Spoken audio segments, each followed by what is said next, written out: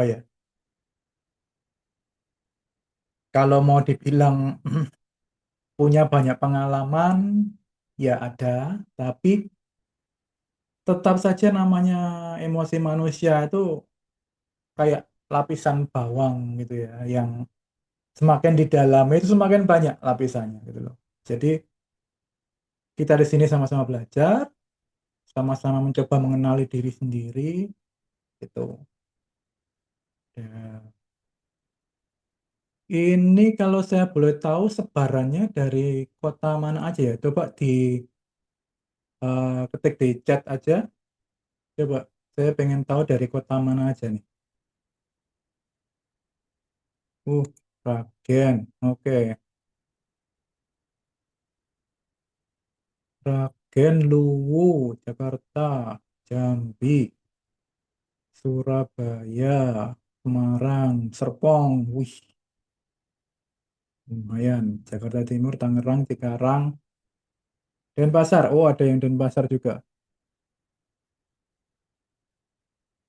Oke, kita, sorry, Ton, kita batas waktunya sampai jam berapa nanti? 1 jam ya? Atau 90 Pan, menit? udah 1 jam ya? Apa Satu satu jam jam ya? setengah, Pak? Oh, satu Satu jam jam ya? setengah. 1 jam Oke. setengah deh, biar biar padat ya, biar kalau ntar. Ntar mabuk, Ton, tanggung jawab lu. Oke, kita ngobrol aja di 2 jam. Kuat-kuatan ini. Baiklah. Oke, ini saya mulai belajar tentang literasi emosi itu pertama dalam model Living Values Education. Jadi di dalam dunia pendidikan ya. Jadi nanti kalau saya menggunakan contoh-contoh dalam kelas, ruang kelas akan banyak contohnya dan juga eh, saya juga memberikan contoh dalam parenting juga dan dalam rumah tangga juga beberapa. Tapi nggak banyak kalau yang itu. Kalau untuk yang corporate, mohon maaf saya nggak banyak menangani gitu. Jadi saya nggak punya cerita-cerita yang pernah saya alami langsung gitu. Nah, yang paling pertama saya mau tanya dulu. Di sini kira-kira kalau memberi nama emosi gitu, teman-teman bisa memberi nama berapa emosi? Coba diketik di chat. Saya pengen tahu.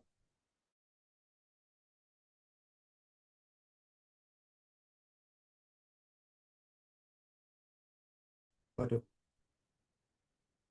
nah,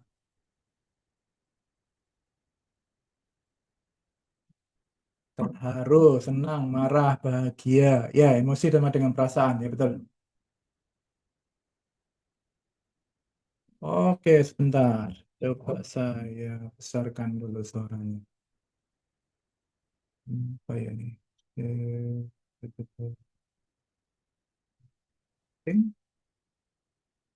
Oh, sudah, sudah maksimal ya. Oke,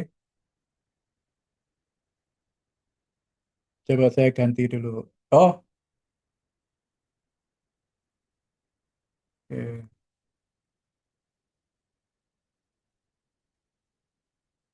Terharu, menyesal, kecewa. Oke. Nggak semuanya dalam bentuk ekspresi ya. Jadi ada yang memang nggak ada ekspresinya, tapi dirasakan. Diam, diam itu lebih ekspresi keluar. Di dalamnya bisa macam-macam tuh. Dongkol, ya, itu salah satu emosi perasaan. Merongkol kalau orang Jawanya. Jengkel, oke ya. Cemas, khawatir, ini yang paling banyak nih. Apalagi? Oke. Biasa saja dan hanya diam. Diamnya terus ngapain di dalamnya? Diamnya itu di dalamnya jadi merongkol kayak es atau di dalamnya malah membara, menyala-nyala gitu. Overthinking, iya. Itu biasanya terus campuran antara khawatir, cemas. Nah, kalau merenung itu biasanya antara bingung khawatir gitu, damai, tenang, ya. Curiga, gak percaya, iya. Itu juga satu perasaan tersendiri itu. Betul. Ini cukup banyak range-nya di sini. Oke, saya share satu slide ya supaya kelihatan ya. Ada daftarnya nih. Dan daftarnya ini ternyata lumayan banyak. Kalau kita bikin jadi roda perasaan gitu. Ah, ini laptop saya yang melambat. Tunggu. Oke, Zoom. Oke, share. Oke, bisa kelihatan roda perasaannya. Ini baru sebagian kecil ya yang saya masukkan. Soalnya kalau saya masukkan versi lengkapnya bisa nggak cukup layarnya. Kalau memangnya di versi lengkapnya itu ada sekitar 250 berapa perasaan gitu dalam variasinya. Dan biasanya memang satu sama lain dekat-dekat ya. Misalnya tadi ada yang bilang marah.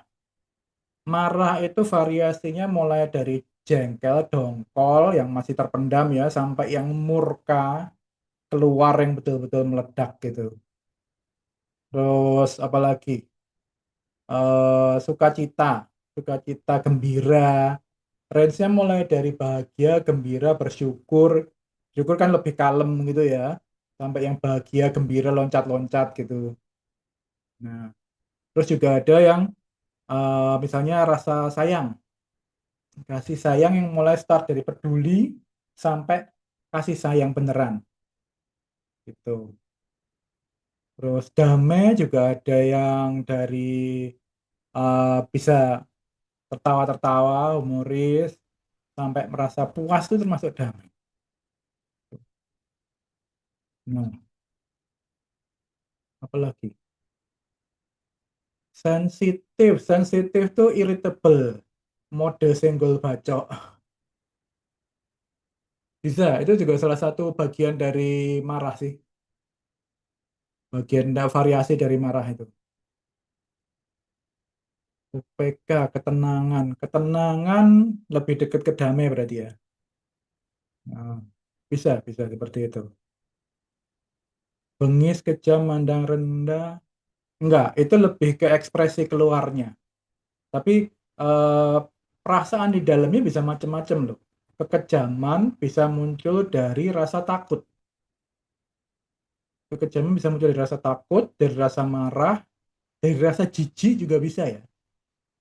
Karena banyak yang apa namanya, kayak kekejaman rasial gitu, biasanya mulainya dari rasa jijik. Rasa jijik yang diajarkan terhadap suatu kelompok tertentu yang berbeda atau apa gitu.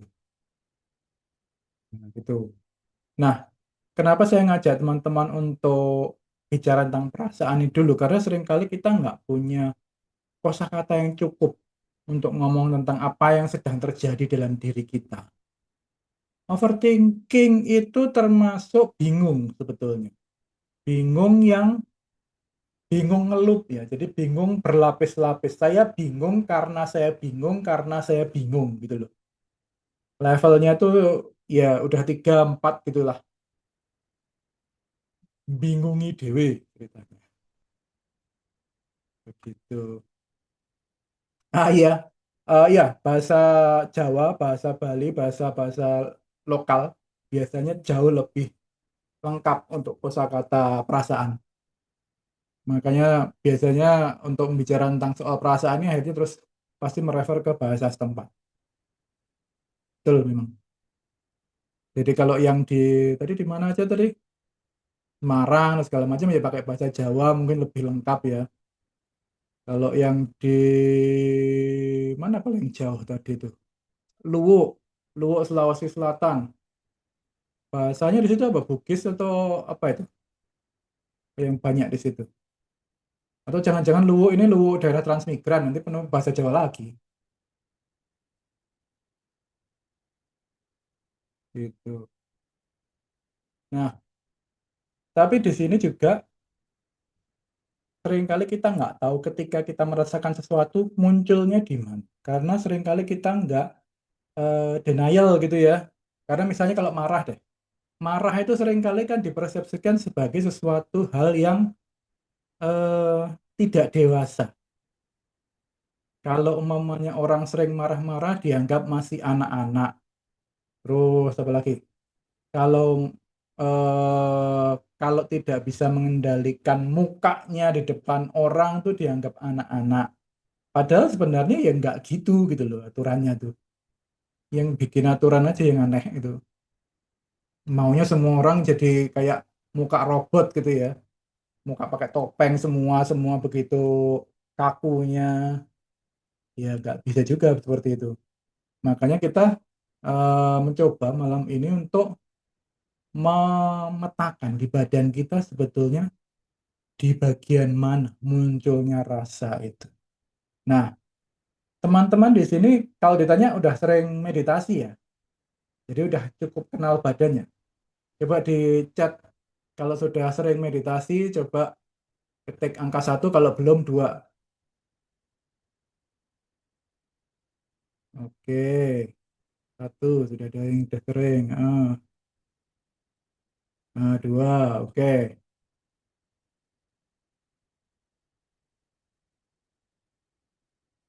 Oke, satu dua masih rata ini berarti ya, 50-50 ini. Iya, sholat juga termasuk tahajud terutama ya, yang banyak banyak diemnya, nggak banyak ngomongnya.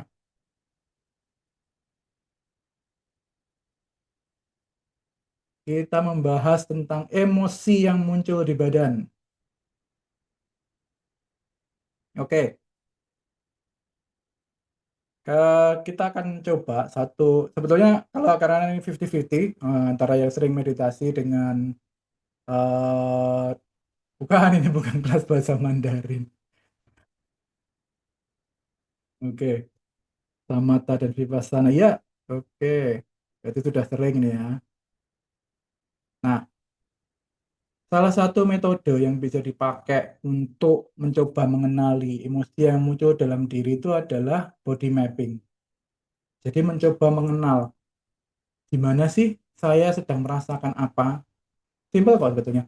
Cuman diam aja, terus dirasakan satu-satu. Oke, saya merasakan di bagian ubun-ubun saya ada rasa panas, ada rasa apa kaku, ada rasa ada sensasi, sorry, ada sensasi dingin, ada sensasi panas, sensasi kaku, sensasi rileks atau apa.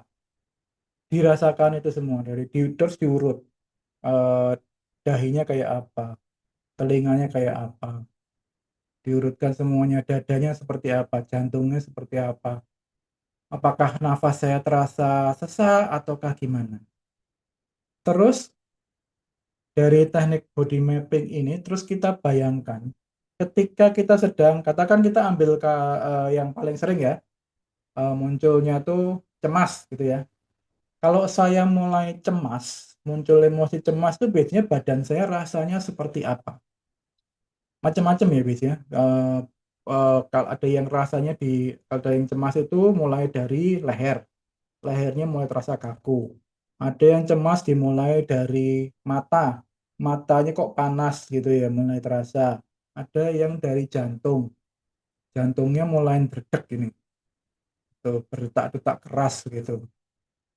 Nah, ini coba dikenali. Jadi kita coba petakan. Setiap orang akan mempunyai peta yang berbeda-beda. Lokasi setiap emosi itu menimbulkan sensasi yang berbeda-beda di badan. Ini adalah hasil penelitian tahun 2004 yang di jurnal psikologi. Jadi sekian puluh ribu orang disurvei tentang kalau umpamanya Anda merasa gelisah, tercinta, tertekan, muak, bangga, malu itu di mana rasanya dan panas, dingin, apa seperti itu. Yang biru itu cenderung dingin, yang merah cenderung panas, yang hitam itu cenderung apa kebas gitu ya. gitu. Macam-macam dan ini peta rata-rata ya. Jadi sebetulnya kalau mau dilihat dari data aslinya, tiap orangnya beda-beda banget. Ada orang yang kalau marahnya tuh di kepalanya jadi panas. Ada yang kepalanya jadi kayak diikat gitu ya.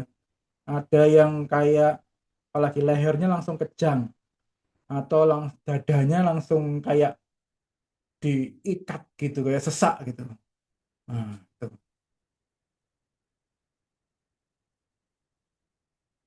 Kenapa ini diperlukan untuk mengenali? Karena kita dalam posisi, terutama untuk posisi yang leadership ya, perlu kenal betul dengan diri kita sendiri itu kayak apa.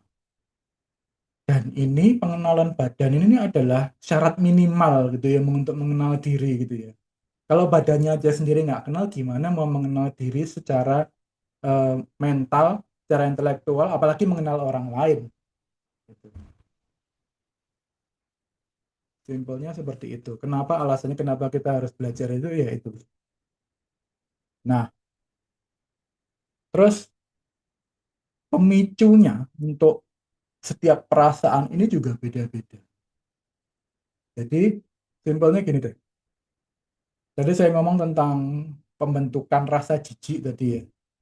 Ada orang yang melihat, baru melihat, apa namanya, baru melihat misalnya tai ayam gitu ya. Ada tai ayam di jalan. Ada orang yang begitu terkondisikan untuk jijik, dia langsung apa? Biasa jadi langsung mual, bisa jadi langsung muntah malah.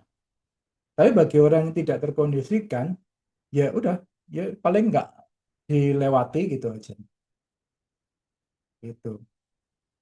Bedanya di situ. Tiap orang kan punya bias bawah sadar masing-masing. Dan itu juga terkait dengan pendidikan awal dari seseorang anak misalnya. Misalnya kalau umumnya sejak dari kecil sudah didoktrin, oh kamu jangan berteman sama orang dengan tipe begini. Misalnya rambutnya lurus, terus mukanya kayak apa, segala macam gitu. Nah, itu juga membentuk. Itu istilahnya bias budaya. Pengalaman menyenangkan juga bisa membentuk satu ini ya, preference tertentu misalnya untuk seseorang untuk menimbulkan reaksi terhadap seseorang. Katakan misalnya ada orang yang eh, punya kegemaran makan permen stroberi dan dia nggak bisa nggak harus makan permen stroberi itu tiap hari. Setelah digali ternyata memang dia punya pengalaman menyenangkan dengan permen stroberi itu. Dan pengalaman menyenangkan ini adalah pengalaman menyenangkan terakhir dengan orang-orang yang dia sayangi. Jadinya dia sebetulnya yang dicari adalah kembali ke masa di mana dia bersama dengan orang-orang yang dia sayangi itu. Kepala pusing, panas, dan nyut-nyutan kalau lagi marah dan ngambek sama istri. Iya, itu salah satu gejala yang paling sering muncul. Memang kepala pusing, panas, dan nyut-nyutan. Itu levelnya sudah murka itu ya biasanya ya. Sudah mulai keluar. Kalau masih jengkel aja biasanya masih belum itu. Dan seringkali kita menyangkal hal itu, menyangkal bahwa kita enggak kok saya enggak marah kok, enggak kok saya enggak benci kok, enggak kok saya enggak khawatir kok, saya beriman maka saya tidak pernah khawatir gitu kan. Nah itu akhirnya terus bisa tahu-tahu stroke, tahu-tahu GERD gitu ya, karena terlalu sering ditolak itu pengalamannya. Ya kan sebenarnya diakui aja bahwa iya khawatir, udah khawatir karena ada kebutuhan misalnya untuk keamanan, khawatir karena ada kebutuhan untuk kepastian itu. Kalau merasa tertekan, jengkel, lalu tangan tremor masih normal kan? Masih, karena tiap orang beda ya, eh, reaksi badannya. Dan itu asalkan dipetakan dan dikenali dengan baik, nggak masalah. Gitu loh. Asal kita tahu, oh oke, saya sudah mulai marah, saya sudah mulai takut. Apa yang saya cari? Nanti kita akan coba petakan tentang kebutuhan, tapi itu nanti belakangan. Oke, pengalaman hidup juga membentuk yang berbeda-beda. Nah, contoh biasnya ini bisa individu tertentu ya. Bisa jadi orangnya tidak salah, tapi kebetulan pernah ada di masa lalu orang yang mirip seperti ini pernah melukai, gitu misalnya. Model seperti ini, misalnya gitu ya. Model seperti ini pernah melukai saya di waktu kecil misalnya. Setiap kali saya melihat orang model ini, oh langsung jantung berdetar-detar gitu. Langsung tangan gemetar gitu. Ada juga nada suara tertentu, misalnya logat tertentu, atau cara berbicara tertentu, atau visual tertentu juga ya. Seperti tadi bilang tadi, seperti tai ayam, tai kebuh, tai anjing, atau seperti itu. Atau bau tertentu juga bisa ya, bau tertentu. Mungkin misalnya pada waktu dulu, eh, misalnya punya nenek nih, nenek yang biasanya punya pakai wangi-wangian tertentu, dan nenek ini sayang banget sama kita. Terus tiap kali kita mencium bau itu, rasanya kembali ke masa kecil ketika waktu disayang nenek. Nah, bisa seperti itu. Itu bias juga termasuk itu. Gitu.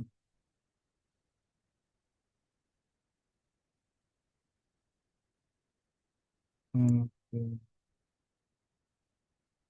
Nah, maka kita perlu mengenali di mana tadi yang peta badan tadi itu, di mana saja, sensasinya seperti apa ketika emosi tertentu muncul, terus tahap berikutnya adalah kebutuhan apa di balik perasaan yang muncul itu. Nah, paling gampang sih ya, katakan gini, ada seorang pernah dirawat di rumah sakit karena dia salah makan gitu ya. Dia makan di tempat yang waktu waktu kecil kan diajak gitu ya, terus makan di tempat yang kurang higienis, terus sakit gara-gara makanannya. Terus semenjak itu dia punya kebutuhan untuk kesehatan yang sangat tinggi. Bagi dia kesehatan ini masalah hidup mati. Nah, ketika dia tinggal dengan, katakan misalnya ketika dia kuliah gitu ya, terus teman satu kosnya itu adalah orang yang betul-betul tidak memperhatikan kebersihan. Perasaan pertama yang muncul adalah dia bisa jadi sangat marah. Levelnya udah nggak marah lagi, sudah bukan jengkel, sudah langsung murka ketika melihat kekotoran, kebersihan, ketidakhigienisan temennya itu. Karena apa? Dia punya kebutuhan untuk keselamatan, safety, dan kesehatan tidak terpenuhi sama sekali, merasa terancam. Gitu. Jadi reaksinya akan langsung eksplosif. Gitu. Bisa jadi makanya seperti katakan, misalnya kita jadi leader, kita marah pada anak buah tertentu, terus eh tapi marahnya itu berlebihan banget karena ternyata yang dilakukan anak buah ini mengingatkan kita pada suatu hal di masa lalu. Ya, bagaimana cara menyadari dan mengurangi pengaruh bias bawah sadar dalam mengambil keputusan? Nah, itu latihan. Ya, cuman bisa dengan latihan memang.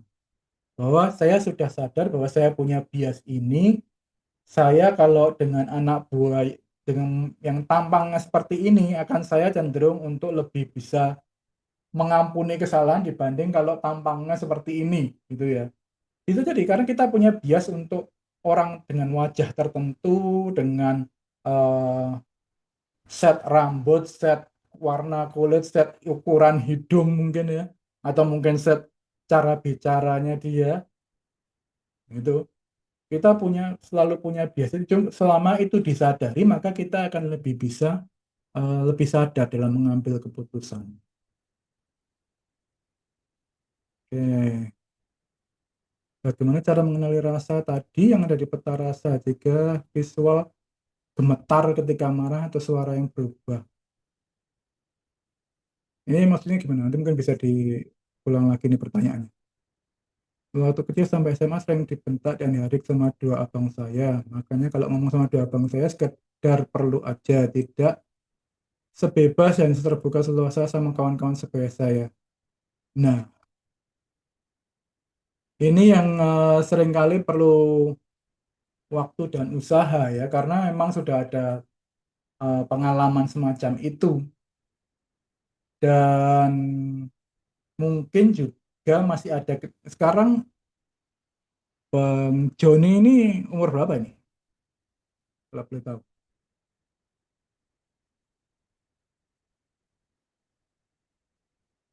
Oke.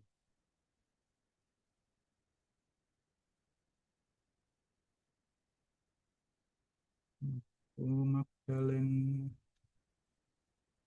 Ah, 55 tahun. Oke, berarti abang-abangnya lebih tua lagi ya.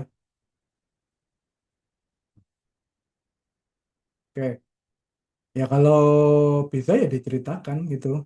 Bagaimana rasanya waktu kecil dibentak dan dihade itu dibuka pengalamannya sama abang-abangnya. Cuman memang seringkali tidak bisa ya karena mungkin ini sudah sama-sama tua dan terbentuk gitu ya. Jadi sudah agak beku gitu loh gitu. Bisa jadi kalau memang dalam rangka rekonsiliasi keluarga bisa ada yang seperti itu dan membuka saling membuka gitu. Tapi biasanya sih itu ya mohon maaf ya hanya dilakukan kalau sudah di ambang batas gitu. Misalnya ada keluarga yang sudah mau meninggal segala macam baru deh terjadi rekonsiliasi keluarga. Kalau nggak ada pressure yang kurang dari itu kayaknya enggak gitu. Ketika tahu bahwa kita menjelek-jelekan kita dan mencaci maki kita karena pernah saya tegur saat melakukan pada saya menegur dengan baik. Hmm. Wah, ini bagus ini pertanyaannya. Oke, ketika tahu bahwa oke. Nah, ini kalau bagi ibu sendiri gimana? Apakah itu persoalan atau enggak? Nah, itu loh. Seringkali kita menanyakan suatu hal yang eh sebetulnya lebih sifatnya DL ya, derita lu. Terus kita ambil jadi derita kita, gitu loh. Yang persoalan kan dia, kenapa saya harus mengambil itu jadi persoalan saya gitu loh. Gitu. Apakah trauma yang pernah dapat hanya bisa hilang dengan psikolog atau psikiater, apakah bisa disembuhkan sendiri karena bisa mengaruhi dalam pembinaan tim? Dah, tergantung. Tergantung levelnya kayak apa. Ini level traumanya kayak apa. Kalau kita ngomong level trauma dibentak waktu kecil, terus yang verbal gitu mungkin masih bisa ditangani sendiri kalau secara sadar. Nah, masalahnya adalah ketika sudah level yang sampai meninggalkan bekas mendalam sampai misalnya kalau waktu kecil dibentak terus sampai jadi gagap. Nah, itu berarti ada goresan yang sangat dalam di jiwanya gitu loh. Jadi emang harus tangani profesional, nggak bisa. Iya betul, tubuh nggak bisa bohong. Gitu. Nah, saya teruskan dulu ya. Oke, terus perasaan apa yang timbul saat menghadapi memicunya tadi ya? Seperti ketika menghadapi trigger pointnya tadi entah mukanya orang atau eh, suaranya orang atau situasinya atau barangnya mungkin. Bisa jadi seperti marah, kesal, sedih, capek. Bisa loh. Gitu. Terus kebutuhan di balik perasaannya itu apa kira-kira? Istirahatkah atau rasa tenang, rasa aman diakui dan lain-lain. Banyak banget pilihannya untuk kebutuhan ini dan sifatnya universal, tidak perlu orang lain. Jadi bisa datang dari manapun, dari diri sendiri yang paling utama. Katakan misalnya istirahat, nggak ada, nggak ada kita perlu orang lain untuk bisa istirahat kan. Sebetulnya. Ya udah kita istirahat ya istirahat aja. Mau kita mau tenang ya tenang aja. Kita mau aman ya aman aja. Memang harus menjauhkan diri segala macam. Iya. Tapi mulainya dari diri sendiri dulu. Seringkali terutama yang kebutuhan akan pengakuan nih ya diakui ini seringkali terbentuk terus kita percaya itu. Jadi misalnya ketika kecil dibilang kamu bego, eh, kamu nggak bisa apa-apa gitu. Terus kita percaya hal itu, terus sampai sekarang terbentuknya juga kayak terhalang gitu. Nggak bisa belajar, nggak bisa apa, nggak bisa hidupnya nggak beres karena percaya dengan kata-kata itu. Nah itu yang perlu dilakukan memang perlu profesional ini ya. Perlu untuk bebaskan diri dari goresan yang lama ini gitu. Saya nggak tahu tapi sering grogi dan siapa nih Puji Putriana akhirnya berantakan kalau berbicara di depan banyak orang antara terlalu cepat dan terbata-bata juga kalau menyangkut pengalaman pribadi saya sering hampir menangis ya iya ini biasanya karena waktu kecilnya juga nggak terlalu diakui ya nggak dipercaya juga memang satu, perlu penyadaran, perlu dilepas dulu yang bagian yang sedang sakitnya itu, dulu sembuhkan lukanya dulu, baru bisa ngomong lagi. Gitu. Iya. Bagaimana menyikapi kita dipermalukan di depan orang banyak? Wah, repot ini. Di, nah, dipermalukan di depan orang banyak itu kayak apa? Nah, itu loh. Karena ada hal-hal yang pada orang tertentu dianggap mempermalukan, pada orang tertentu dianggap biasa aja. Itu level level rasa malu tiap orang tuh beda-beda gitu. Menyikapinya juga jadi beda-beda.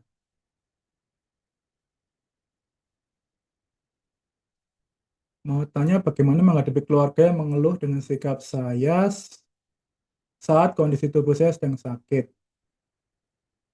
Bisa bisakah kasih solusi mengendalikan kemarahan tersebut karena ketidakmampuan melakukan pekerjaan seperti sebelum sakit? Oh, oh, maksudnya jadi, nah, ini lebih ke diri sendiri juga. Apakah yang sedang sakit ini merasa menjadi beban atau enggak bagi keluarga. Kalau iya merasa menjadi beban, maka itu akan menjadi pemberat diri sendiri. Marahnya itu karena itu, karena merasa enggak bisa berkontribusi lagi. Kebutuhan akan untuk berkontribusi dalam keluarga itu, atau bukan kebutuhan akan pengakuan dia fungsional dalam keluarga itu enggak terpenuhi kan jadinya. Gitu. Ini masalah besar sekali. Waduh, kalau yang ingatan hilang ini ini perlu profesional nih. Ini bukan level yang bisa kita bahas di sini. Bagaimana mengatasi bawahan yang bekerja tapi juga harus berbakti kepada orang tua dengan membantu bisnis orang tuanya di rumah, tapi akibatnya sering terlambat dan pekerjaannya begitu-begitu saja kurang kreatif. Itu pun pikiran kurang kreatif, apa-apa harus diberitahu, itu pun dikerjakan seadanya karena harus cepat pulang membantu orang tua. Sudah sering diperingati, tapi alasannya karena sibuk membantu orang tuanya. Oh, oke. Sama-sama gurunya gitu ya Pak ya ini ya. Ini siapa sih? Bu, Bu Kurniasih ya. Oke. Itu gimana Bu Kurniasih? Oke.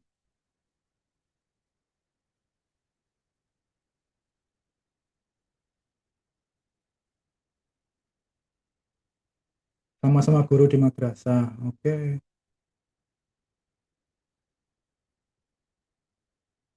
Ya itu. repot ini memang kalau orang tidak fokus ini. Kalau udah gitu memang biasanya kita pakai metode yang namanya eh, timbangan kebutuhan. Jadi istilahnya kalau di dalam model yang saya pakai NVC itu adalah kita coba lihat timbangkan kebutuhannya. Kita bantu dia untuk menimbang kebutuhannya. Kebutuhan berbakti, kebutuhan memenuhi kebutuhan sehari-hari, katakan survival gitu ya, survival dengan cara dapat duit dari madrasah dan segala macam. Terus nanti ditimbang-timbang. Kalau dia belain bantuin orang tuanya dapat apa? Kalau belain yang di madrasah dapat apa? Kira-kira mana yang lebih besar bagi dia dan itu yang dibelain harusnya. Paling enggak satu, karena jelas kelihatannya memang tipenya yang hanya bisa satu kerjaan satu waktu ya dia. Ya. Nggak bisa dua sekaligus mikir. Karena ada orang yang bisa tiga empat bisa gitu loh, tanpa harus kehilangan fokus gitu. Ya itu aja sih. Ingat masa lalu. Terkadang saya sering trigger atau membenci kejadian di masa lalu karena saya tidak bisa melindungi diri saya dari fitnah orang lain. Hingga akhirnya tanpa saya sadari ketika saya mengingat masa itu, saya bentar nih, tanpa sengaja, nah, malah bicara sendiri. Ini dari kita batas satu tunarkan, boleh sadar kalau saya bicara sendiri tanpa sadari. Jauh ini saya hanya alami ketika saya sendirian. Wah, ini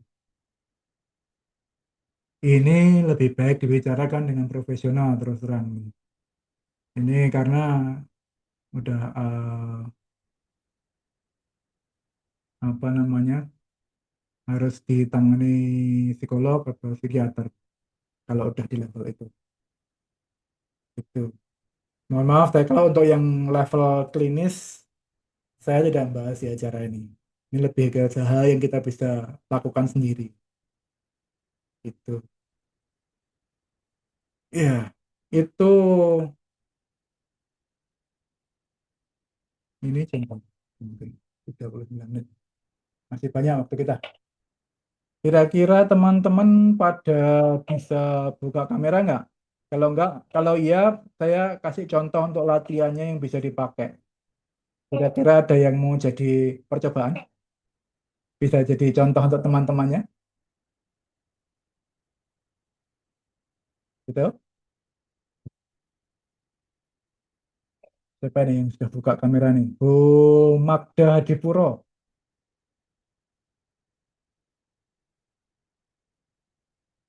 suaranya dibuka, Bu.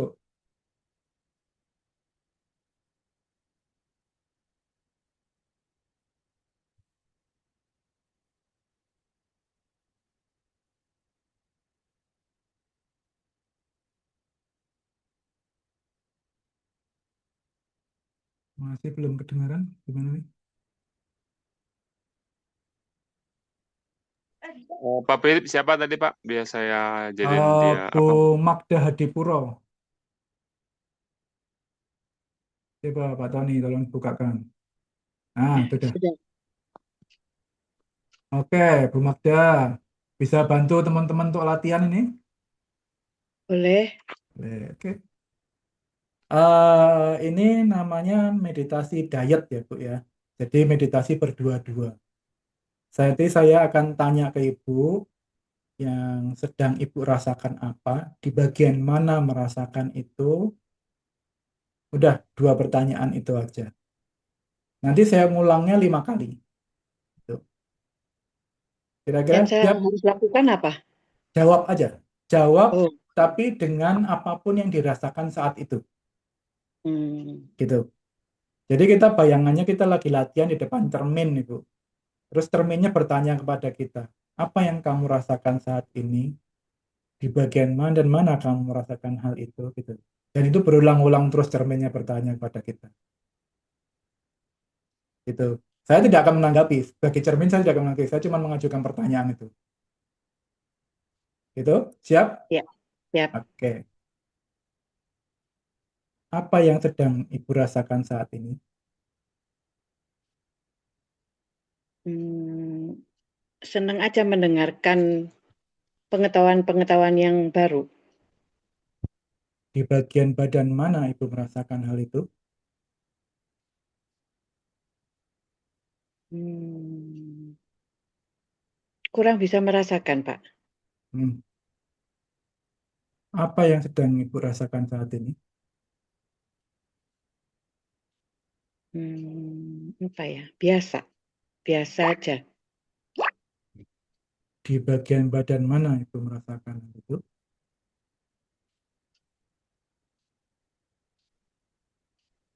Sini, dada, Apa yang sedang Ibu rasakan saat ini? di dada. Ini kayak apa ya? Penuh, Di bagian badan mana Ibu merasakan hal itu? dada,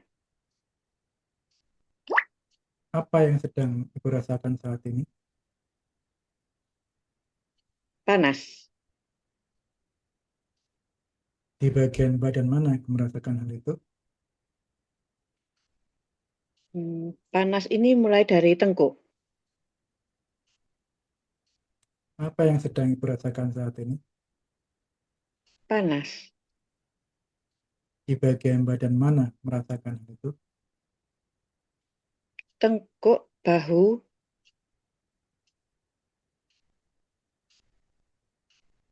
Oke. Seperti itu ya latihannya ya. Jadi bisa berdua-dua terus saling bergantian bertanya begitu. Sebenarnya kalau ini pelatihan offline akan saya bikin kelompok berdua-dua begitu biasanya untuk mencoba merasakan gimana sih rasanya ketika ditanyain semacam. Tadi rasanya waktu ditanya-tanyain gimana, Bang Magda? ini sampai kacamata saya berembun ya. Jadi sungguh, padahal ada AC ini. Itu terasa langsung badannya ya. Kenapa Pak gitu Pak?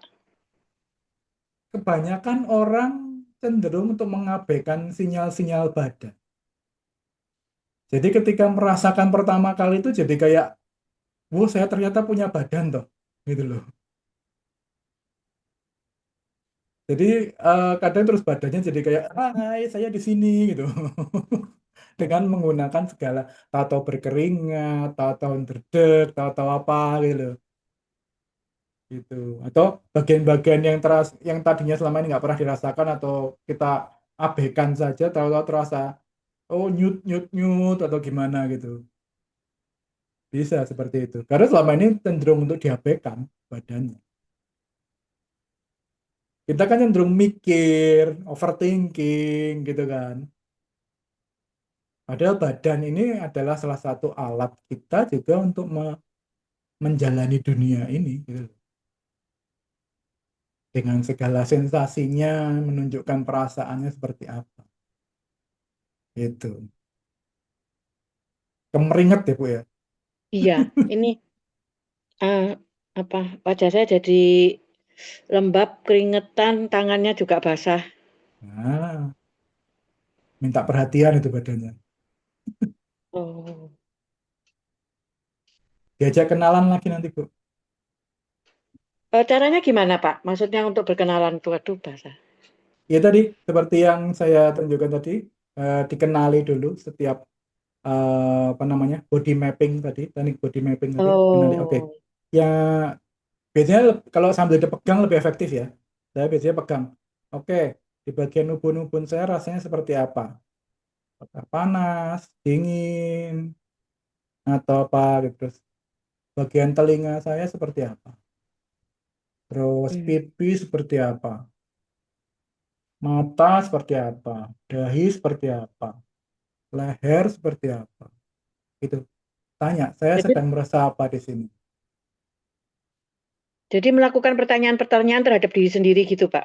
Iya. Heeh. Hmm. Mencari baseline-nya badan saya itu kondisi normalnya seperti apa sih? Gitu. Karena kadang-kadang kita juga nggak tahu gitu loh. Jadi nggak tahu bedanya ketika badan sedang biasa dengan badan sedang marah itu. Nah, kalau sudah tahu jawabannya lalu diapain? Dijadikan ini, dijadikan peta standar kita tuh kayak apa gitu. Oke, oke. Mm-mm. Baru kalau kita tahu standarnya, maka kita tahu ketika terjadi perubahan. Apakah saya sedang marah, terus tahu-tahu saya misalnya leher kencang gitu ya, gitu. Iya, ya ini memang bagian dari latihan harian ya ini ya. Kalau sudah kalau sudah terbiasa, sudah lebih sensitif, biasanya udah langsung, oh, oke, saya bangun dengan kondisi begini, badan saya seperti ini, berarti saya perlu ketawa gila-gilaan dulu sebelum saya bahkan ketemu orang ini, supaya bisa netral segala overthinking saya, gitu.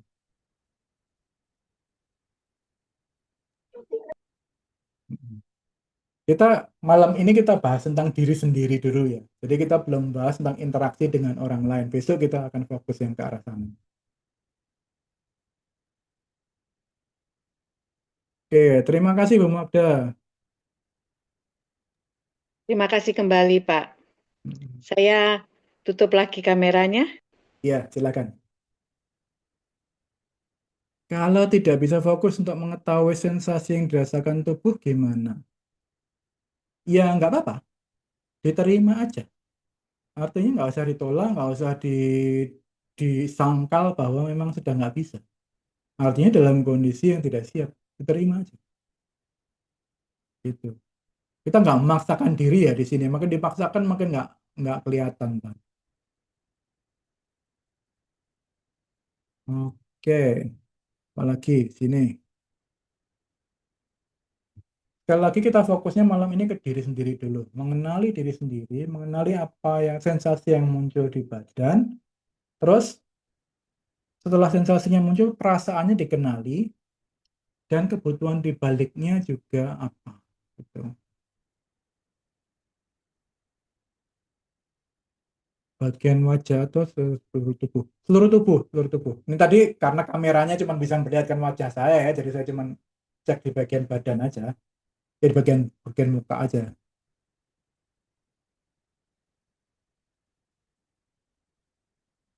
Kalau sedang marah, tubuh tiba-tiba lelah dan ingin tidur atau menyendiri itu normal tidak? Normal banget. Artinya memang ada reaksinya di mana memang apa istilahnya? Orang kurang tidur, orang ke overloaded. Jadi kebanyakan ini yang paling kelihatan kalau di anak-anak autis ya, yang overloadednya cepat banget kan.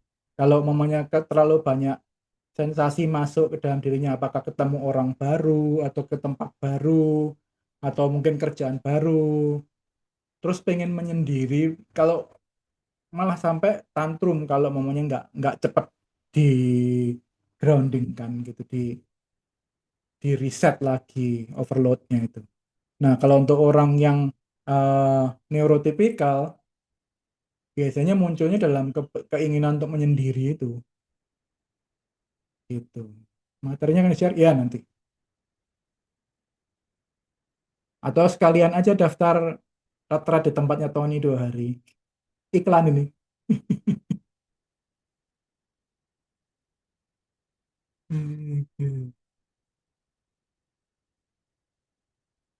Oke, apalagi?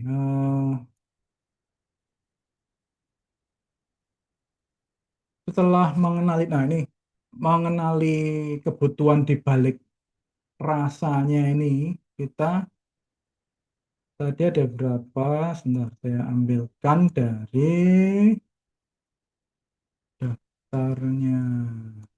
Tunggu, tunggu, tunggu. Mana daftar kebutuhan saya? Dia ada yang disebut kebutuhan. Sebetulnya kalau mamanya mau ada juga semacam kartu-kartu. Bentar, ini Ton ini bisa dibesarkan lagi Ton, gambar saya. Oh iya, add Spotify. Oh iya. Oke. Nah, kalau saya sendiri biasanya saya pakai kartu untuk karena seringkali kan kita nggak punya cukup kosakata ya. Jadi saya punya kartu-kartu untuk menunjukkan perasaan apa aja yang muncul. Misalnya eh ini susah terlihat ini karena cahayanya. Terganggu ini kartunya. Terus ini apa? Frustasi, terus kebingungan. Nah, di balik rasa-rasa ini kan ada kebutuhan tertentu ya. Misalnya kebutuhan akan istirahat. Bisa jadi loh. Kadang kita mengabaikan itu kebutuhan untuk istirahat. Kita selalu ngomong, pokoknya saya kuat kok. Saya nggak butuh istirahat. Ntar aja kalau apa misalnya ini biasanya yang anak-anak muda tuh, yang masih sok apa namanya immortal gitu ya, yang serba kuat, serba hebat gitu. Apalagi yang kerjanya di periklanan mau coba-coba lembur 7 hari 7 malam gitu kan. Nah itu padahal kebutuhannya istirahat itu sudah badannya udah teriak, ayo segera istirahat kalau nggak bisa hancur ini. Nah itu malah dikasih kerating deng ya jebol. Nah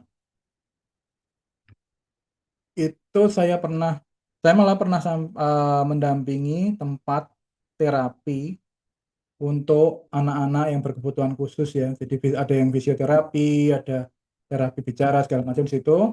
Anak-anaknya terapi, orang tuanya kan biasanya nganggur tuh. Nah, ini yang saya kumpulkan, terus ngajak ngomong mereka, cari perasaannya kayak apa, kebutuhannya kayak apa.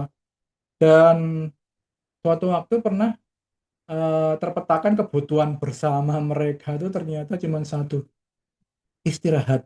Cita-cita besarnya adalah bisa tidur siang 1 jam tidak terganggu. Cita-cita mulia nggak tuh?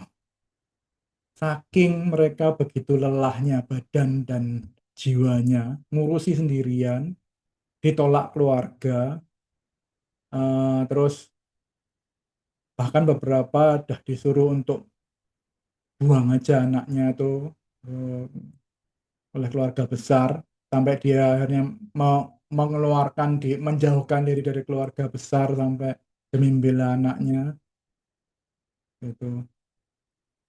Yang gitu-gitu tuh yang pengalaman mereka. Jadi mereka tapi namanya walaupun dibelain anaknya kan tetap aja dia kalau sebagai caretaker perawat tunggal ya tetap aja capek banget kan 24 jam kan anak ABK itu tuh.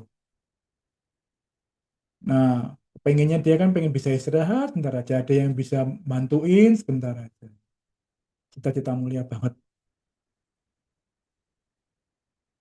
Apakah meditasi untuk pemula apa meditasi untuk pemula agar bisa mengenali emosi yang sedang terjadi? Ya yang simple yang tadi itu, body mapping tadi, body scanning, body mapping, mengenali badan tadi. Itu yang paling simple deh itu. Apakah seorang yang tidak bisa di hipnoterapi apa bisa meditasi, Pak? Saya pernah di hipnoterapi tapi nggak pernah berhasil. Nggak ada kaitannya sih. Selama masih bisa duduk, diam, mengenali diri, mengenali badan, udah bisa. Masih bernafas kan ya maksudnya? Ya, syarat dasarnya bernafas dulu. Sorry, kelewatan. Kenapa setiap sebelum tidur harus overthinking dulu supaya tidur? Kita membahas apa yang akan dilakukan besok, bahkan sampai mengoreksi kesalahan yang dilakukan seharian. Nah, itu. Anu. Jadi kalau banyak sih caranya ya untuk supaya nggak overthinking sebelum tidur.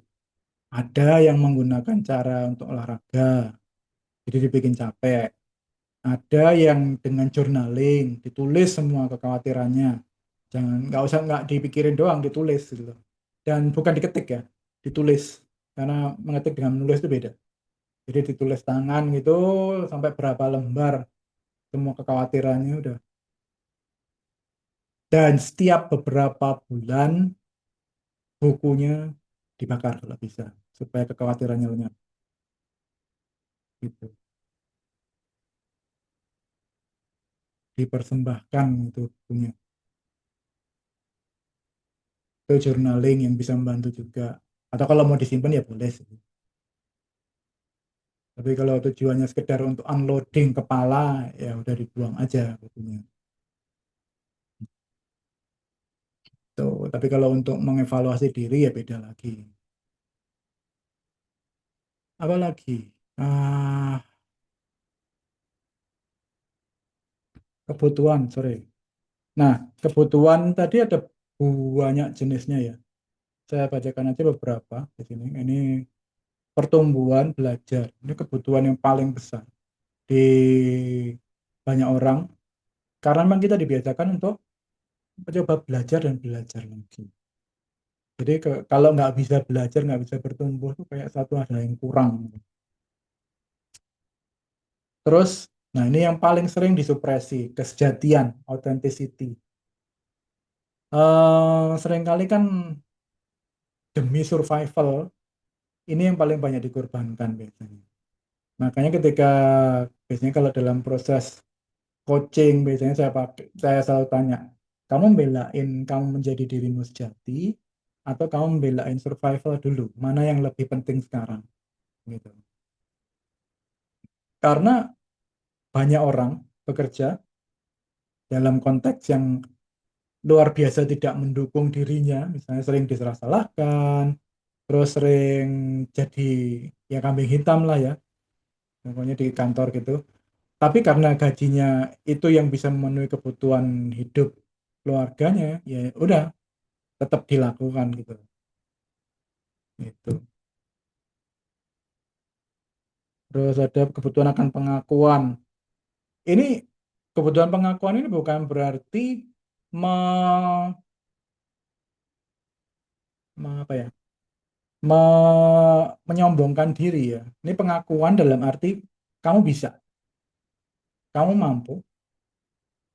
Ini dalam jangkauan kemampuan yang seringkali eh, orang tua zaman dulu menganggap itu justru melemahkan anak nantinya gitu loh. Padahal dengan mereka mengakui itu konkretnya aja ada beberapa teman yang sampai umur 50-an itu nggak pernah dengar dari orang tuanya tentang bahwa kamu bisa, kamu mampu, kamu hebat itu nggak pernah sekalipun dipuji. Sampai jadi obsesi dia gitu. Untungnya waktu itu orang tuanya belum meninggal dan jadi masih bisa. Boleh nggak sih aku dengar sesuatu dari papa mama gitu untuk bahwa kamu bisa, kamu hebat. Gitu. Dan memang dia orang berprestasi, tapi cuman dia bahkan tidak mengakui bahwa dirinya hebat. Dia orang berprestasi, nggak bisa menerima bahwa dirinya layak. Dan itu menghalangi dia dalam melakukan banyak hal. Gitu. eh Kalau kita mengalami suatu emosi, tapi kita sadarkan emosi itu untuk netralnya gimana? Nah, ada saat, nah ini, kalau dalam bahasa Indonesia, ini agak lebih rumit. Karena saya marah, ini kan jadi kayak identitas ya.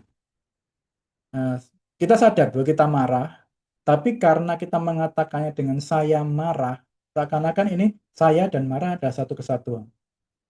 Nah, dalam bahasa Irlandia, grammarnya lebih jelas tentang emosi ini. Yang dikatakan adalah kalau diterjemahkan jadinya kemarahan hinggap pada saya. Jadi kemarahan ini juga bisa lewat dari saya, gitu ya. Jadi ketika kita sadar, oke saya marah, tapi kemarahan ini bisa berlalu dari saya. Itu netralkannya seperti itu. Latihannya untuk menetralkannya. Oke, lalu berimajinasi dulu supaya bisa tidur. Ya memang mungkin metodenya begitu ya. Setiap coba bicara pada diri sendiri, ujungnya selalu menyalahkan diri sendiri. Gimana mengatasinya? Coba ditulis dialognya. Jangan dibayangkan doang di kepala. Karena biasanya ruwetnya di situ kalau nggak dikeluarkan itu. Ini kayaknya banyak yang cocok untuk journaling ini. Kalau suka merasa pusing di kepala, tapi bukan karena sakit fisik, sepertinya Pak, batuk pilek dan itu kenapa ya Pak? Rasa pusing dan seperti penuh di kepala. Nah, sebelumnya mikir apa loh? Overthinking mungkin ya jadinya.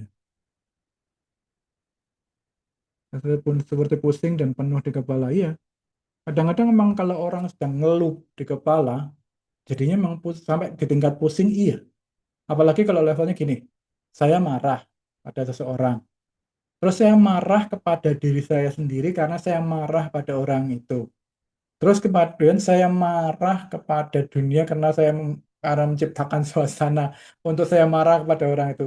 Ini ngelup yang overthinking yang berlapis-lapis gitu ya. Dan itu memang ya korbannya kepalanya. Pusing, bisa sampai berdenyut-denyut gitu. Iya, jangan dikira enggak. Apalagi kalau menahun ya, khawatir misalnya. Khawatir yang menahun bisa sampai ke lambungnya yang kena. Bisa sampai mungkin jantung juga bisa kena.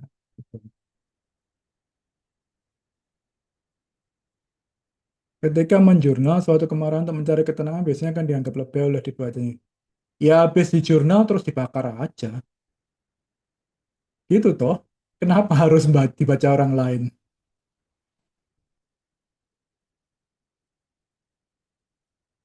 Kan itu cuma untuk diri sendiri.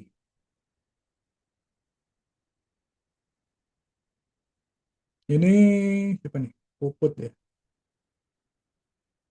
Ya langsung itu tadi, langsung musnahkan saja jurnalnya. Nggak apa-apa. Pokoknya habis selesai, atau jurnalnya langsung di pasir pantai gitu tulisnya. Biar hilang. Tapi kalau tinggal di Jakarta kayak susah ya. Hmm. Apa lagi nih? Pusing. Oke. Menghilangkan rasa. Waduh, jangan dihilangkan. Kalau menghilangkan rasa sama sekali jadi kebas, nanti malah nggak bisa merasakan apa-apa, lebih rumit lagi urusannya. Karena itu juga semua hal-hal yang positif jadi ikut hilang gitu loh. Gitu. Jadi ketika menghilangkan rasa sedih, rasa cinta, rasa sayang, semuanya ikut hilang. Biasanya begitu. Bahkan nggak bisa merasakan lagi. Adanya melepas rasa, iya. Katakan seperti saya bilang tadi, seperti marah, kita sudah sadar apa yang kita butuhkan, oke. Marah silahkan berlalu dari saya. Saya sudah tahu apa yang saya butuhkan. Itu.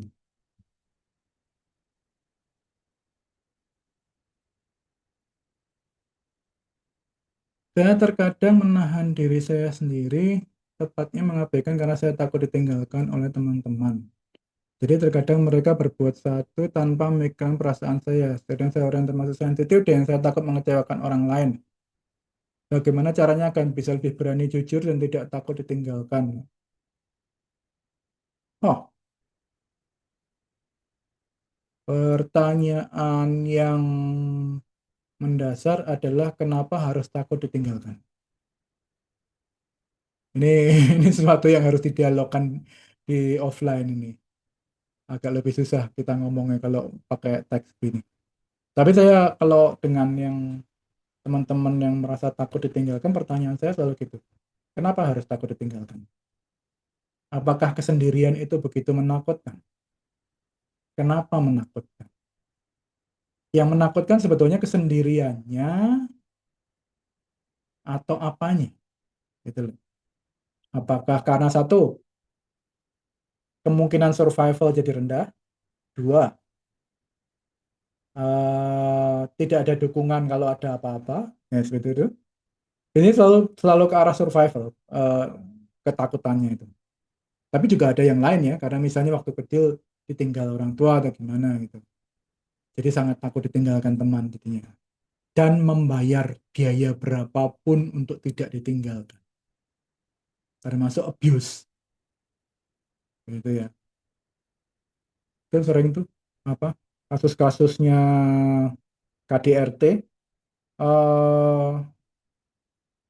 yang dibilang bucin itu ya, budak cinta itu kebanyakan kasusnya adalah orang-orang yang takut ditinggalkan. Entah takut ditinggalkan karena masalah survival, karena nggak bisa cari duit sendiri atau apa, atau juga karena secara psikologis takut ditinggalkan atau takut menghadapi tekanan masyarakat sebagai orang yang ditinggalkan. Gitu. Bagaimana mengatasi atau menetralkan perasaan penyesalan belum dengan itu secara maksimal sudah meninggal 2 tahun lalu. Saya mendampingi sang beliau sakit, tapi ada keinginan untuk mengajak berbagian ke luar negeri tidak tersampaikan padahal semua saudara mengatakan saya sudah melakukan yang terbaik kita sendiri. Perasaan itu timbul lagi, ya. Nah, ini rada rumit sih.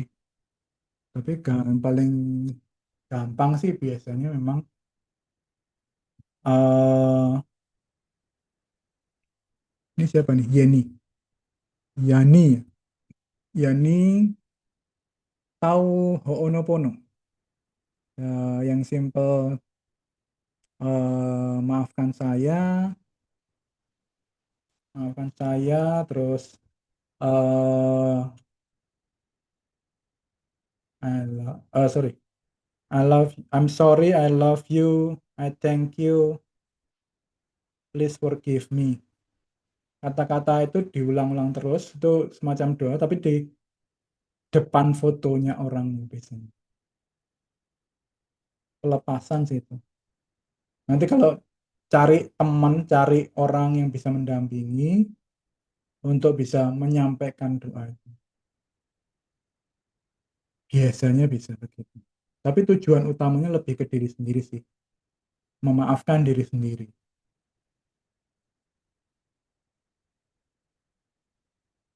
Itu apakah susah berkomunikasi dengan ibu? Ya itu tadi. Ini lagi-lagi bias emosional dari masa lalu juga ya. Mungkin karena dulunya pola komunikasinya sudah begitu, terus sekarang mencoba berkomunikasi, baru lihat mukanya orangnya aja, mukanya ibunya barangkali ya, udah sebel duluan gitu. Jadi memang udah ter, terhalang duluan gitu ya.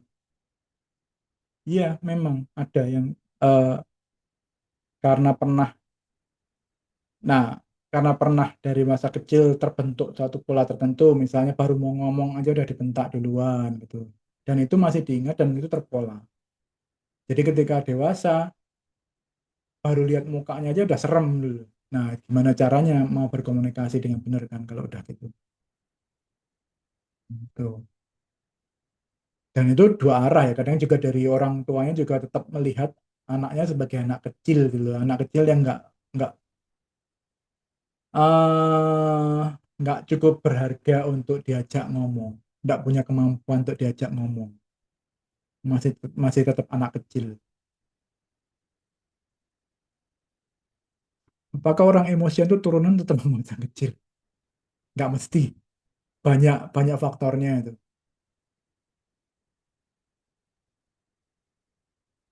Saya takut tidak bisa menjadi apa-apa. Saya dapat menjaga jarak paling itu. Oh, oke, ya ya. Ini yang sambungan yang di atas tadi ya, dengan teman-teman tadi ya.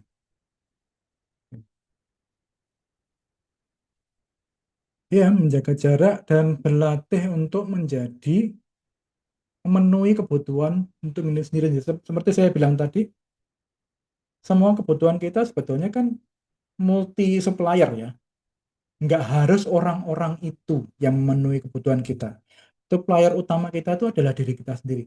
Cinta yang mencintai kita sendiri, yang pertama diri kita sendiri. Perhatian, pengakuan semuanya datang dari kita sendiri dulu. Kalau kita sendiri nggak mengakui itu gimana? Mengakuinya. Gitu.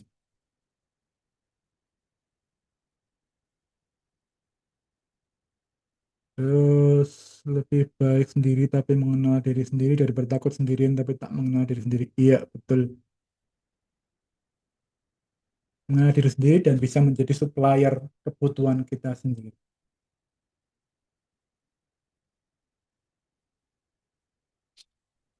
Terbiasa sendiri ya. Ini saya kadang merasa terserang dengan statement orang yang berbeda pendapat. Ya, statement orang yang berbeda pendapat. Berarti sebetulnya masih punya anu ya, perhatian pada orang lain juga ya. Masih masih bisa dipengaruhi orang lain juga. Hmm, nggak apa-apa, itu latihan sih.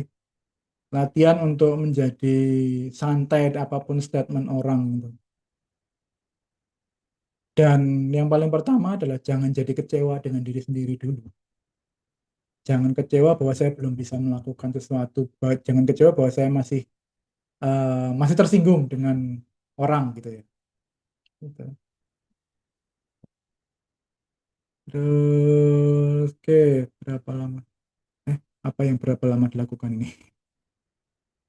Sorry, soalnya chatnya terselang-seling, jadi rada susah kalau melanjutkan ini.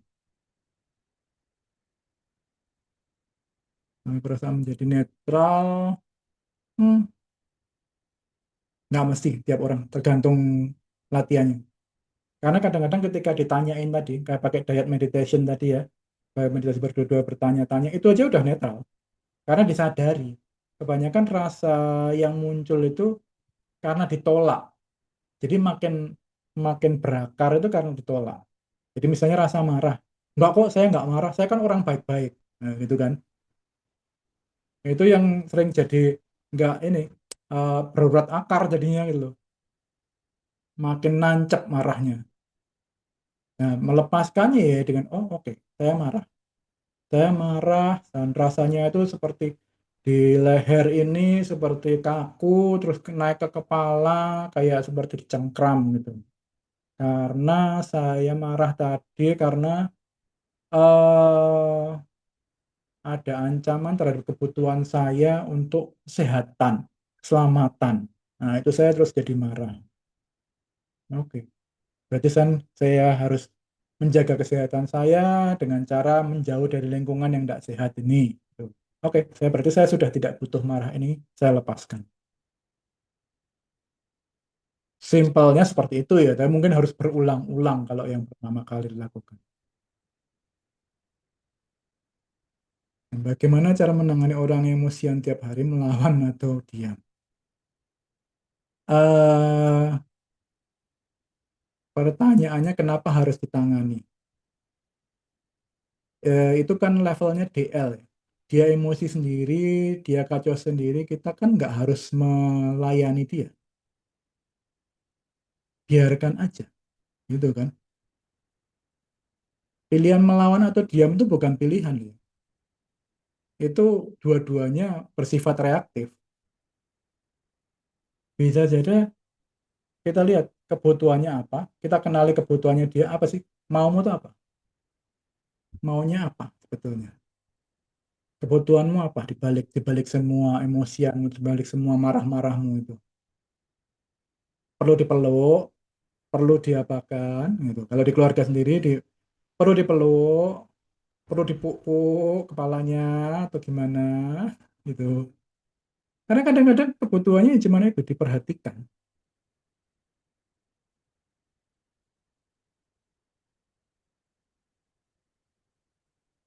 Bagaimana merasa cukup dengan diri sendiri menjadi supplier untuk diri sendiri karena selalu merasa butuh validasi dan sayang dari orang lain.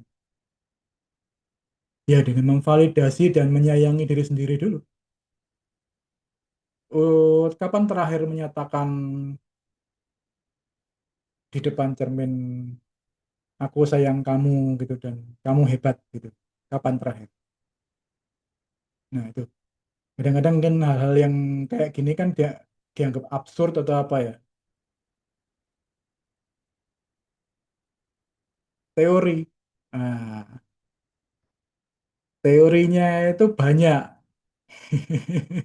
Tapi apa gunanya? Gitu loh. Saya kirimkan bahan saya, bisa dipelajari sendiri. Tapi tetap eh, menerapkannya dalam kehidupan sehari-hari itu yang berat. Perlu latihan, dan perlu latihan. Saya jadi kayak kayak ini apa?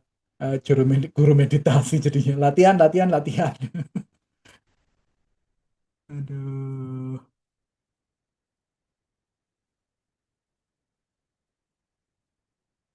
Karena saya adalah orang yang sangat mudah memaafkan sebesar apapun kesalahan orang tersebut kepada saya. Tapi ketika saya punya kesalahan, ada beberapa orang yang seperti tidak akan memaafkan saya meskipun sudah memperbaiki secara total. Ini yang buat saya overthinking dan sangat menguras energi. Apakah saya harus meninggalkan lingkungan seperti ini? eh Pertanyaannya adalah justru kenapa masih tinggal di lingkungan seperti itu? Sorry, kadang-kadang ada banyak teman-teman ya yang kecanduan disalahkan, karena sejak kecil polanya seperti itu, selalu disalahkan, disalahkan, disalahkan, dan dianggap itu normal. Padahal nggak normal itu gitu loh. Tapi bagi dia hal itu seperti normal dan saya harus disalahkan, gitu loh. Ini yang berat. Nah, apakah ini termasuk kasus seperti ini saya nggak tahu. Tapi coba diperiksa di sendiri. Apakah saya sebetulnya kecanduan dengan disalahkan atau gimana? Jika sudah terbiasa dengan pemikiran bodoh amat atau abaikan suatu masalah agar tidak menjadi masalah besar dan buat diri sendiri tidak merasa terancam, itu tindakan baik atau buruk? Ini kalau gini saya perlu mengutip dari film Star Wars sih. Does it serve you well? Gitu. Apakah itu membantu kehidupanmu jadi lebih bahagia atau enggak? Gitu. Pertanyaannya itu aja. Baik atau buruk itu repot kalau ditanya di orang yang orang tidak di dalam kondisi dia. Lebih merasa tenang. Ya sudah. Kan kalau kamu sudah merasa tenang, kamu akan bisa jadi orang baik, kamu bisa jadi orang yang lebih berguna bagi lingkungan sekitarmu, ya lakukan, itu aja. Kan yang tahu harga perbuatannya kan dirimu, gitu.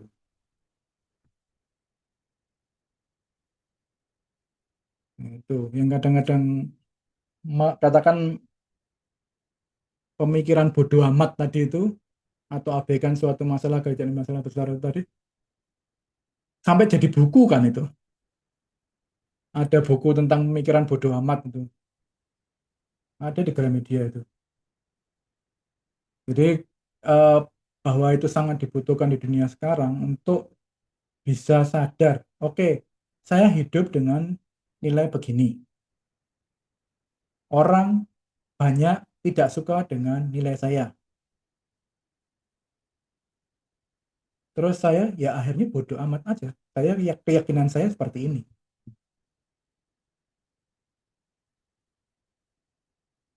Gimana cara mencintai diri sendiri, memvalidasi diri sendiri walaupun orang suka orang lain, maksudnya orang lain yang menyalahkan dan memaki.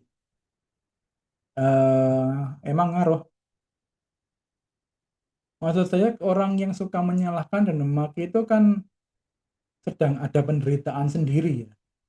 Kenapa kita harus menikmati penderitaan dia gitu? Biarin aja dia nikmati penderitaannya sendiri gitu loh. Udah memilih untuk menderita sendiri kok. Menyalah-nyalahkan orang, maki-maki orang.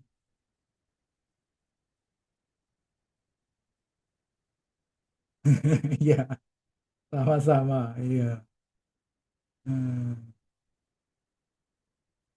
Itu strategi ya. Jadi bisa jadi ada strategi untuk meninggalkan lingkungan.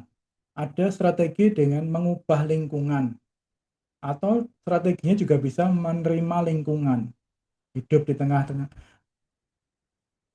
apa yang ibaratnya bunga teratai gitu loh. Bunga teratai yang tinggal di lumpur pun masih tetap bisa berbunga indah. Cuman berapa banyak yang teratai dibanding dengan yang bunga-bunga yang harus punya tempat yang bagus baru bisa berbunga gitu kan. Berapa banyak yang kuat jadi teratai gitu. Kalau memang nggak kuat ya nggak apa-apa gitu loh. Memang bukan tugas kita di situ.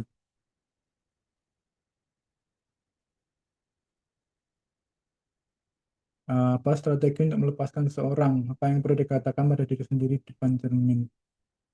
Oh, tergantung orangnya sudah meninggal atau belum. Kadang-kadang kalau mamanya yang seperti tadi, orang tuanya meninggal terus masih merasa bersalah tadi, ya memang prosesnya adalah pelepasan. Gitu. Terus kalau mamanya katakan orang yang selama ini banyak berinteraksi dengan kita, teman atau mungkin pasangan yang sudah di level harus dilepas demi keselamatan jiwa misalnya, ya memang ya udah step out. Itu level yang sudah perlu bantuan profesional lagi-lagi, tapi profesional hukum ini di sini. Gitu. Oke, tinggal berapa lama nih? 8 menit lagi. Silakan, ini masih ada pertanyaan. Nanti akan saya kirim bahannya. Tapi bahan saya juga cuma sedikit aja, karena praktis sebetulnya balik-baliknya selalu ke apa yang kita cari, apa yang kita belain gitu loh pertanyaannya tuh. Kebutuhan apa? Apakah saya mencari harmoni dengan segala hal yang saya berani bayar, itu misalnya ya. Bisa jadi ada orang yang pokoknya harmoni, walaupun mungkin dia sedikit terjajah. Bisa jadi seperti itu. Itu nggak masalah bagi dia terjajah, misalnya dengan suami atau dengan istrinya, tapi yang penting harmoni di rumah. Ya udah, memang dia berani bayar harga bahwa dia pokoknya dapat harmoni dengan cara apapun, gitu misalnya. Itu, bentar, flyer.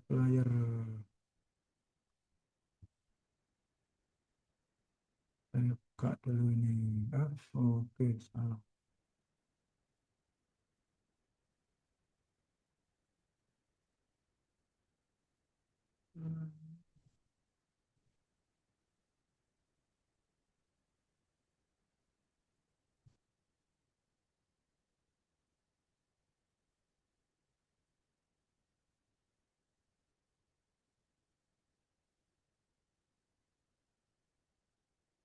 Ini nanti yang akan bahan yang saya kirim. Ini cuma untuk mengingatkan saja di diskusi malam ini. Pertanyaan dasarnya kalau dibilang model teoritisnya itu adalah apa yang sedang hidup di hatiku dan hatimu dan bagaimana kita bisa membuat hidup ini lebih baik. Udah, itu aja. Nah, empatinya dan welas asihnya itu dari dua pertanyaan itu. Pertama, memang kita harus menggarap diri sendiri dulu, baru kita bisa melihat hubungan dengan orang lain. Ini ada daftar perasaannya, ada daftar kebutuhannya, terus juga ada modelnya kayak apa. Kayak kenapa niatnya, kalau kita mau pakai model ini, niat besarnya harus adalah untuk terhubung. Jadi kita pakai model ini untuk orang-orang yang memang akan terhubung dengan kita. Dan perhatiannya adalah hadir sepenuhnya, kini dan di sini. Nah, terhubung dengan diri saya, terus menerima orang lain dan mengungkapkan diri saya itu semua modelnya besok. Kita akan bahas lebih lanjut besok. Tapi yang jelas, paling pertama adalah mengenal diri sendiri dulu, terhubung dengan diri saya. Saya tahu badan saya tahu perasaan yang muncul, sensasi yang muncul ketika sebuah emosi muncul. Nah, itu. Terus saya tahu di balik perasaan itu ada kebutuhan apa. Itu yang kita bahas hari ini. Nah, besok kita akan bahas tentang bagaimana dengan hubungan dengan orang lainnya. Memang ini model yang mungkin nggak umum ya, tapi memang saya coba memperkenalkan ini karena saya menganggap bahwa ini lebih memudahkan kita untuk memahami diri sendiri dan orang lain. Gitu. Bagaimana cara maafkan diri sendiri atas kesalahan di masa lalu yang sampai sekarang membawa penyesalan? Waduh,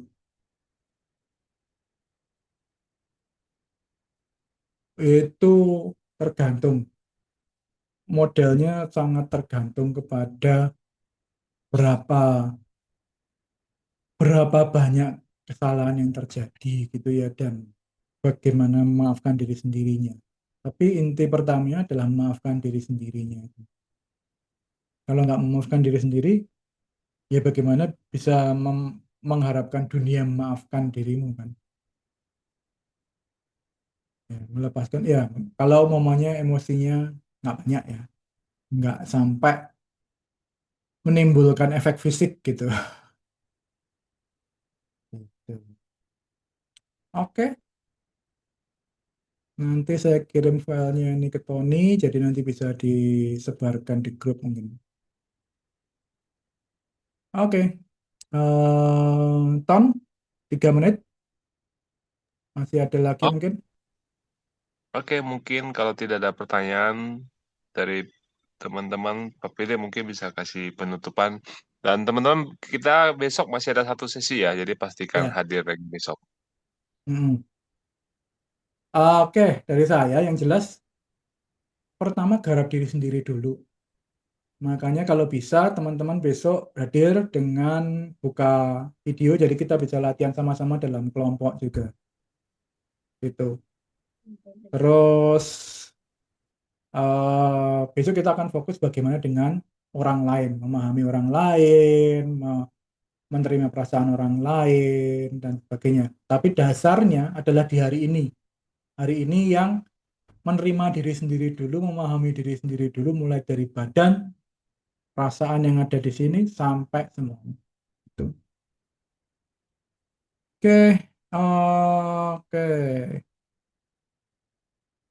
oke. Nanti saya kirim ke Tony ya. Tony, terima kasih. Tolong ditutup.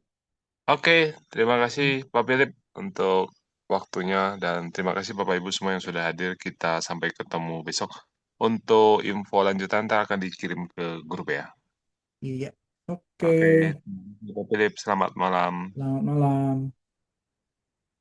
Makasih, Coach. Terima kasih, Coach. Makasih. Terima Sampai kasih, jumpa. Coach. Terima kasih, Tony. Sampai jumpa, Terima Bye-bye. kasih, Coach.